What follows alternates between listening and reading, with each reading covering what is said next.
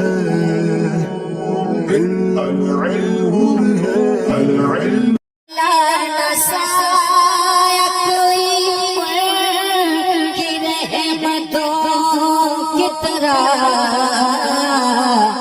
جو دشمنوں سے کرے پیار دوستوں کی طرح. بسم اللہ الرحمن الرحیم. اللہم صلی علی سیدنا محمد وعلى آل سيدنا ومولانا محمد وبارك وسلم. رب يسر ولا تعسر وتمم بالخير. بسم الله الرحمن الرحيم. الحمد لله رب العالمين والعاقبة للمتقين والصلاة والسلام على رسوله محمد وآله وأصحابه أجمعين.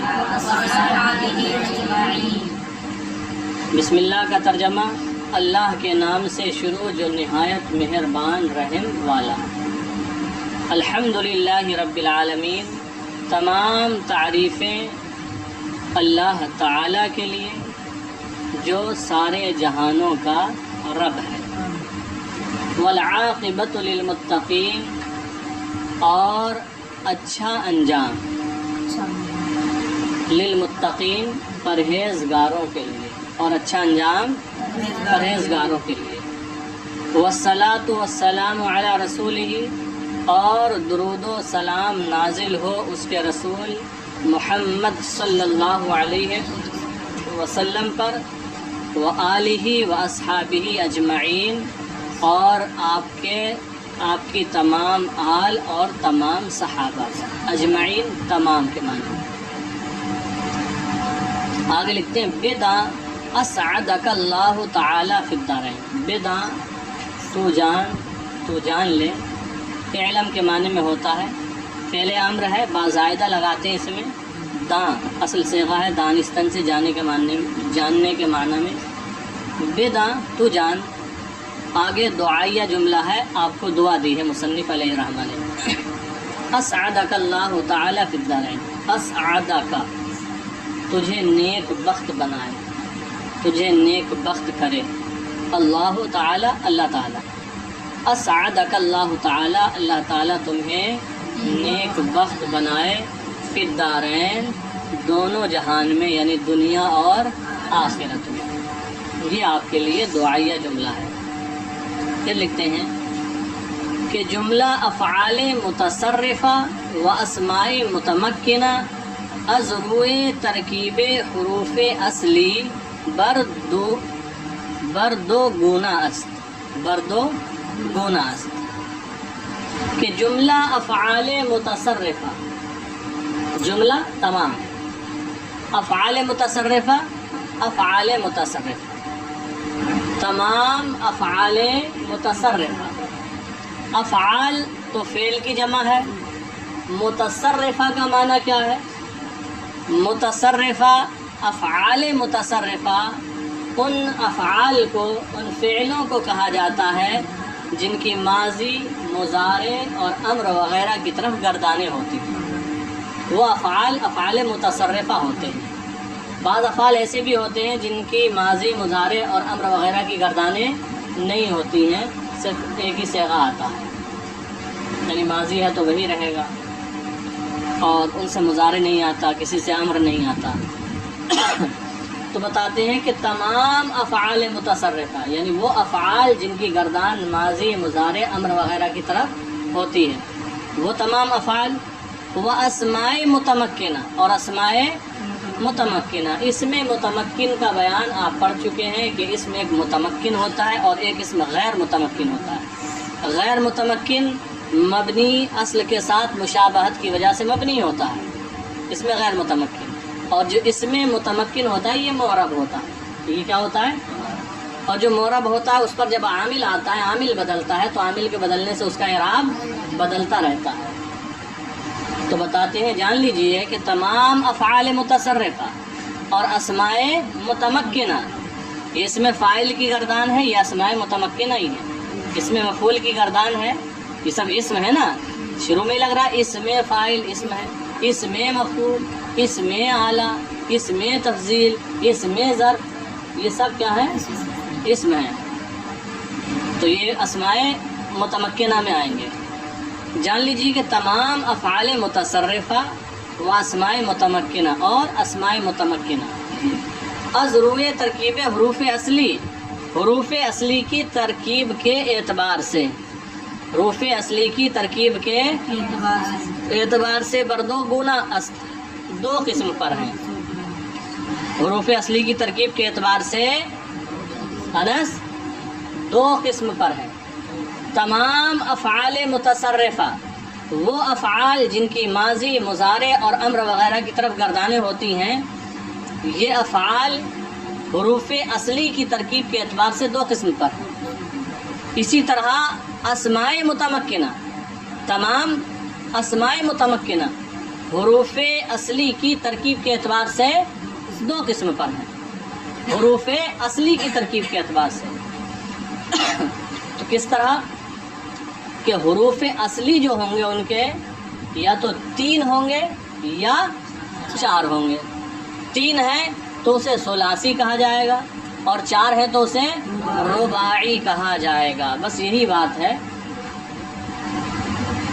کہ جان لیجئے کہ تمام افعال متصرفہ اور اسماء متمکنہ حروف اصلی کی ترکیب کے اعتبار سے دو قسم پر ہیں، یعنی تمام افعال متصرفہ کی بھی حروف اصلی کی ترکیب کے اعتبار سے دو قسمیں ہیں، اور تمام اسماء متمکنہ کی بھی حروف اصلی کی ترکیب کے اعتبار سے دو قسمیں ہیں۔ کون کون سی ہیں؟ آگے فوراً بیان کرتے ہیں۔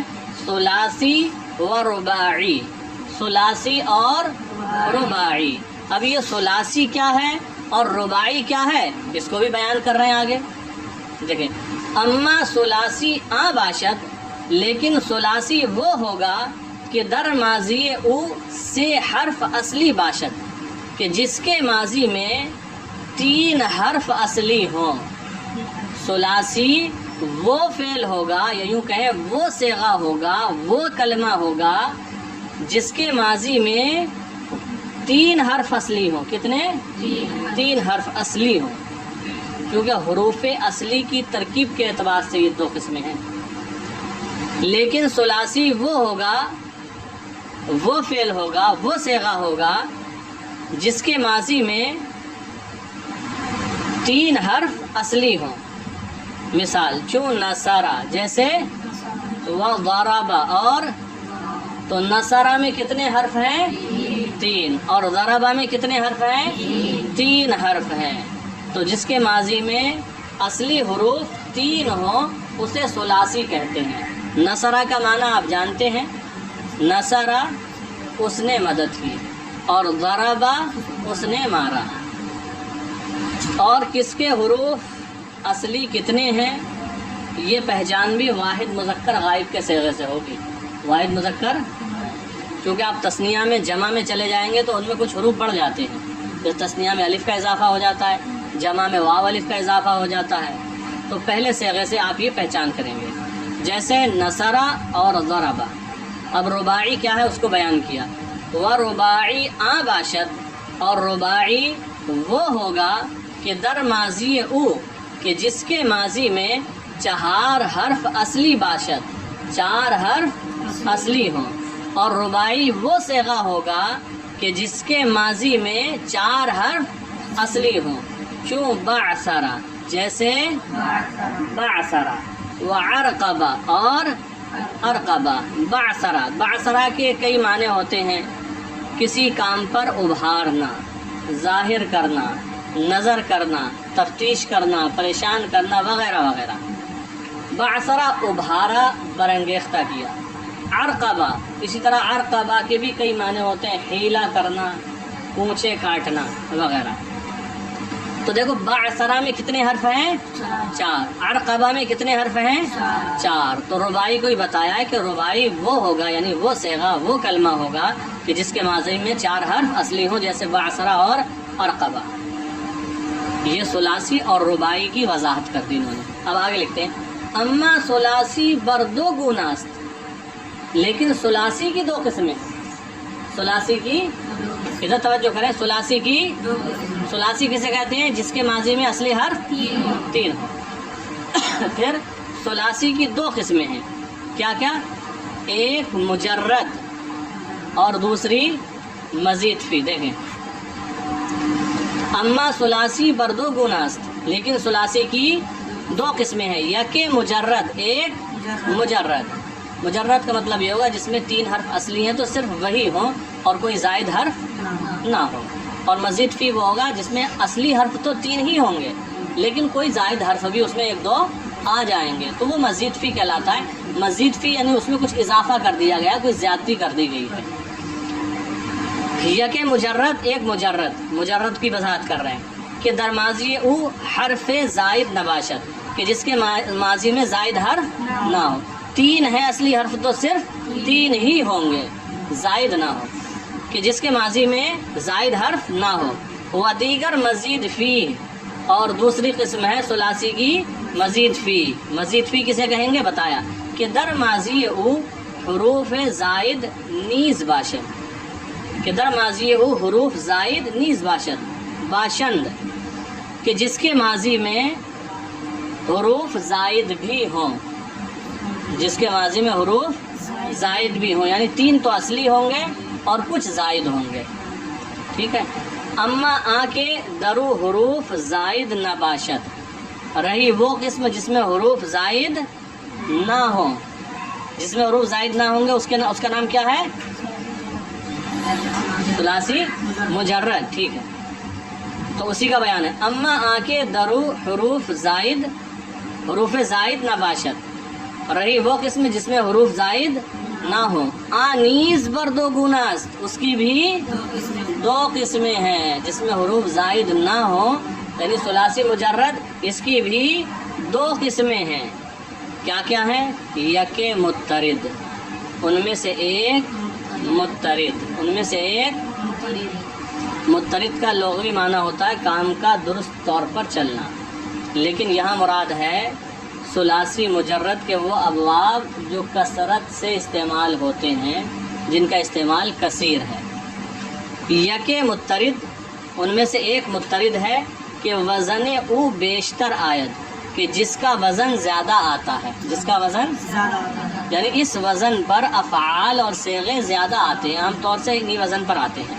و دیگر شاذ، اور دوسری قسم ہے ثلاثی مجرد کی شاذ، کہ وزن او کمتر آیت، کہ جس کا وزن کم آتا ہے. جس کا وزن کم آتا ہے.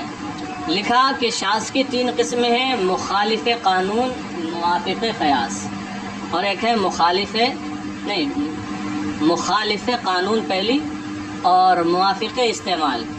دوسری ہے مخالف استعمال اور موافق قانون. تیسری ہے مخالف قانون اور مخالف استعمال. بہرحال وہ الگ تفصیل ہے.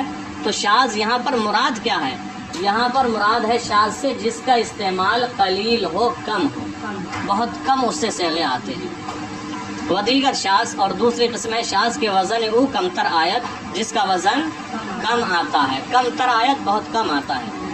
اما مضطرد را 5 باب است، لیکن مضطرد کے 5 باب ہیں. لیکن مضطرد کے باب ہیں.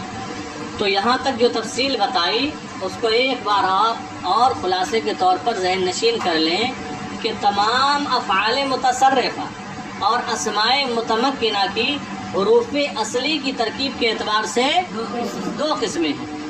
پہلی قسم ثلاثی، دوسری قسم رباعی. ثلاثی کسے کہیں گے؟ جس کے ماضی میں اصلی حرف 3 ہو. رباعی کسے کہیں گے؟ جس کے ماضی میں اصلی حرف 4 ہو. پھر بتایا ثلاثی کی بھی 2 قسمیں ہیں. ایک وہ جس کے اندر زائد حروف نہ ہوں، دوسری قسم وہ جس کے اندر زائد حروف بھی ہوں.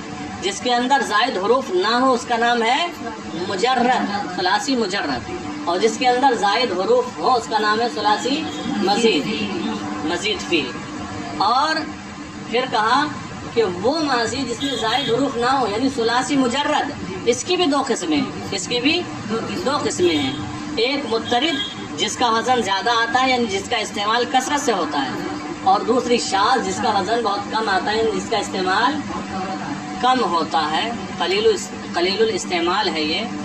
پھر کہا کہ مضطرد کے 5 باب ہیں، مضطرد کے 5 باب ہیں۔ اب انشاءاللہ اگلے درس میں باب اول شروع ہوگا اور یہ آپ کے لیے نیا تجربہ، نیا انداز ہوگا انشاءاللہ۔ باب اول سے کل آگے